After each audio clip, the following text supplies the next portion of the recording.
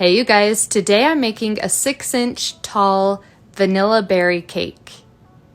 I absolutely love the design that they chose for the exterior of the cake, and so stick around until the end if you want to see how it turns out. So for this cake, I have my vanilla cake layers, which I baked, let them cool in the cake pan, and then I took them out, cut them in half, and then put them in the freezer overnight. I like to stack and fill and decorate my cakes while they're still frozen because it just really helps with the stability. It also helps the entire process go a lot smoother and you don't have to work with a lot of crumbs. After I'm done filling my cake, I will take a bubble straw or a dowel and place it in the center of the cake for added stability. Once that's done, I move on to applying the crumb coat. The crumb coat is that first layer of frosting that is just going to act as a barrier between the crumbs and the final coat of frosting. So if you think of it as painting, you're adding a priming coat that just basically primes and prepares the wall for paint. So that's what this is doing. It is just giving you a really good base to work with. And so after you're done applying that crumb coat frosting, you're gonna smooth it out, trim off the top, and then I take my cake and put it in the freezer. I will put my cake in the freezer for about 15 to 20 minutes to allow that frosting to set up completely, and then go on to applying the final coat of frosting. For this design, I always recommend applying a very thick layer of frosting. That way you have some really good defined stripes.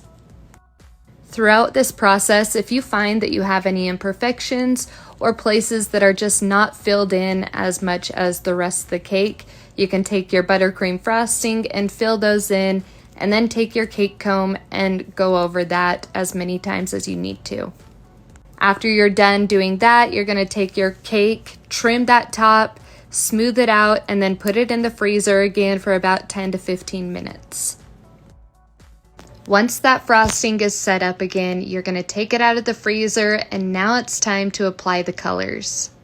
This is the part of the cake that I love the most, just because you can do any colors you'd like. For this cake, I'm doing a really fun peach pink color. Then I have a sage green, a sky blue, and then just a really nice rose pink.